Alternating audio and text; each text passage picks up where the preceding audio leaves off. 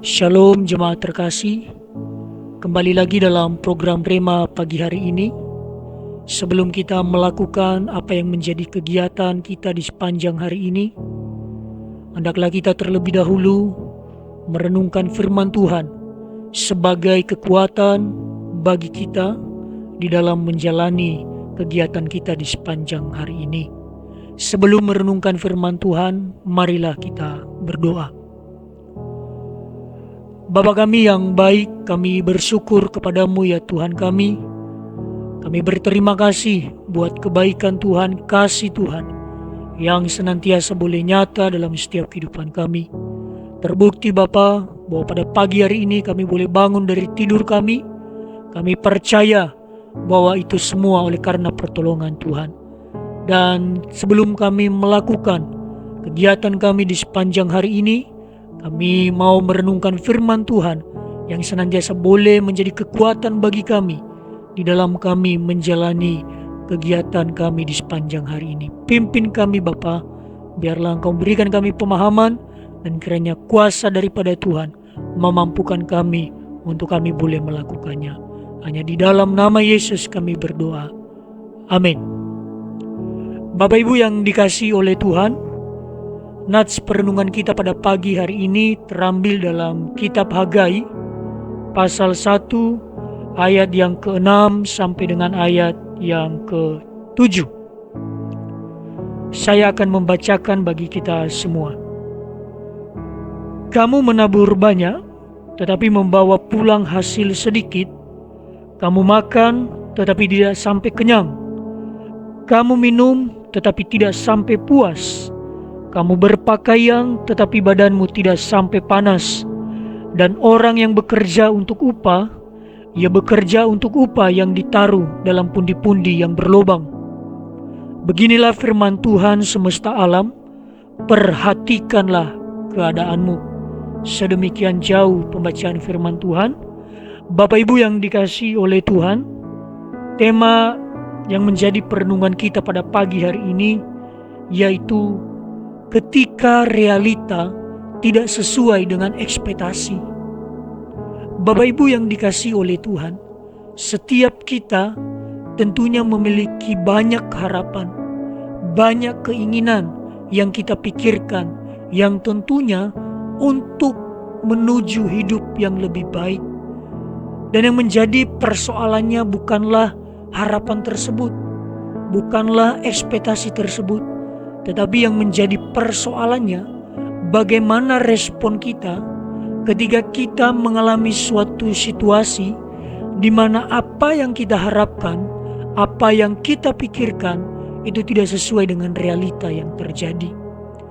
Sehingga Bapak Ibu yang dikasihi oleh Tuhan, tidak heran jikalau kita melihat sekarang ini, bahkan termasuk orang-orang yang sudah percaya kepada Kristus, ketika mereka mengalami suatu realita yang salah, ketika mereka mengalami suatu harapan, suatu situasi di mana harapan mereka tidak sesuai dengan apa yang mereka pikirkan, mereka mudah kecewa, mereka mudah putus asa, bahkan sungguh disayangkan lagi, mereka menyalahkan Tuhan. Dan tentunya pada perenungan pada pagi hari ini mengingatkan kita kembali sebagai orang-orang yang sudah percaya kepada Tuhan, mengingatkan bagaimana seharusnya kita bersikap atau meresponi ketika kita mengalami situasi di mana realitas yang terjadi itu tidak sesuai dengan apa yang kita harapkan. Sehingga jikalau kita kembali dalam teks pembacaan kita, inilah realita yang salah yang dialami oleh bangsa Israel pada saat itu. Mereka mengalami suatu realita yang salah, sehingga firman Tuhan melalui Nabi Hagai mengingatkan bangsa Israel supaya mereka lebih tahu apa yang mereka harus lakukan di dalam merespon keadaan atau situasi tersebut.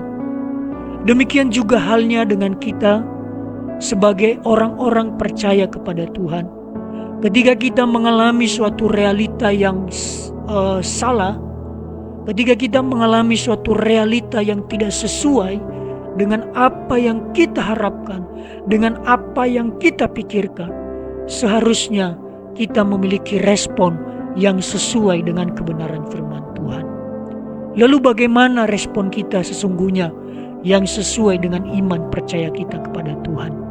Kembali pada teks kita pada pagi hari ini, secara khusus di ayat yang ke-7, yang merupakan respon yang diharapkan Tuhan kepada setiap umatnya ketika mengalami situasi demikian. Ayat 7 mengatakan demikian, beginilah firman Tuhan semesta alam, perhatikanlah keadaanmu. Jadi Bapak Ibu yang dikasihi oleh Tuhan, kata perhatikan dalam bahasa Ibrani digunakan kata sum, memiliki dua pengertian. Yang pertama, perhatikan dengan saksama, lalu tandai ada yang salah enggak. Lalu pengertian sum yang kedua, buatlah ketetapan dalam hati untuk membuat sebuah perubahan. Jadi Bapak Ibu yang dikasihi oleh Tuhan, ketika kita mengalami suatu realita yang tidak sesuai dengan apa yang kita harapkan, janganlah kita mudah kecewa, janganlah kita mudah putus asa, apalagi menyalahkan Tuhan. Tetapi firman Tuhan mengajarkan kita pada pagi hari ini supaya kita lebih melihat keadaan kita, memperhatikan dengan saksama. Lalu ketika kita sudah memperhatikan dengan saksama, lalu kita tandai ada yang salah enggak di dalam diri saya. Lalu ketika kita sudah tahu ada yang salah, kita harus membuat satu ketetapan atau komitmen untuk mau berubah lebih baik lagi di dalam hubungan dengan Tuhan. Lalu kata keadaan dalam bahasa Ibrani digunakan kata derek, memiliki 4 pengertian, yaitu jalan yang kamu tempuh, cara hidup kamu, kelakuan kamu, dan tujuan hidup kamu. Jadi firman Tuhan mengajarkan kita bahwa kita seharusnya memperhatikan keadaan kita dengan seksama, yaitu memperhatikan jalan yang kita tempuh, cara hidup kita, kelakuan kita, bahkan tujuan hidup kita. Jalan hidup saya sudah benar enggak? Cara hidup saya sudah benar enggak?